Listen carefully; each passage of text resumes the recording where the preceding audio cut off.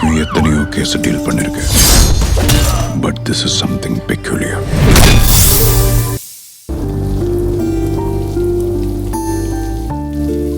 நந்தினி, ஐயா. என்னம்மா மழை பெஞ்சிட்டு இருக்கு, இங்க வந்து நின்னுட்டு இருக்க? தூங்கலையா? இல்லங்க ஐயா, எனக்கு ஊர்ல மழை பெய்யறத பார்க்க ரொம்ப பிடிக்கும். இங்க பார்த்ததும் ஊர் ஞாபகம் வந்துருச்சு. நந்தினி, உனக்கு இந்த மாதிரி தோணுதுன்னா மனசுக்குள்ள ஏதோ குழப்பம் இருக்குன்னு அர்த்தம். ஆமாங்க ஐயா, ஒரே குழப்பமா தான் இருக்கு. அது தெரியுதம்மா, உன் மனசு இப்ப குழப்பமா சஞ்சலப்பட்டு இருக்குன்னு எனக்கு புரியுது.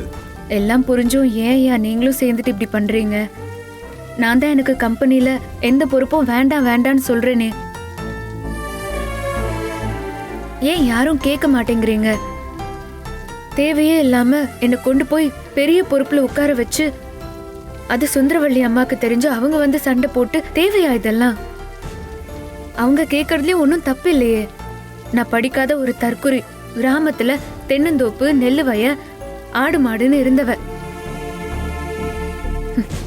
இங்க வந்தும் வீட்டுக்குள்ள கூட்டி தொடச்சு சமையல் வேலை பார்த்துட்டு இருக்கேன்.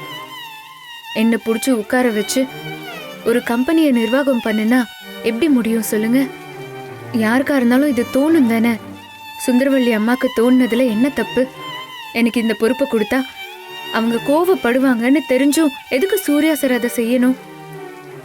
ஆக மொத்தத்துல சுத்தி வளைச்சு இதனால பாதிக்கப்பட போறது நான் தானே. அவங்க என்ன தானே புடிச்சு திட்டுவாங்க.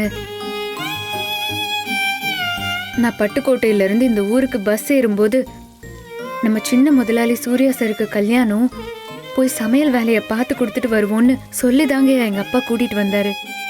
வந்த இடத்துல என்னென்னவோ நடந்து கடைசியில சூர்யா சார் என் கழுத்துல தாலி கட்டினாரு. இதெல்லாம் முடிஞ்சு தினம் ஒரு சண்டை சச்சரவுன்னு ஆயிடுச்சு. எப்படியாவது இந்த வீட்டை விட்டு போயிடணுங்கிறது மட்டும்தான் என் மனசுக்குள்ள ஓடிட்டே இருந்துச்சு.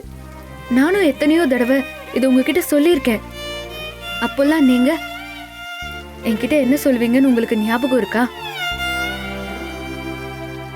ஒரு 6 மாசம் மட்டும் கூட இருந்து சூர்யாவை குடியில இருந்து மீட்டு கொடுத்துட்டு போயிடு, அதுக்கு பிறகு அவன் வாழ்க்கையை அவனே பார்த்துப்பான்னு சொல்லுவீங்க.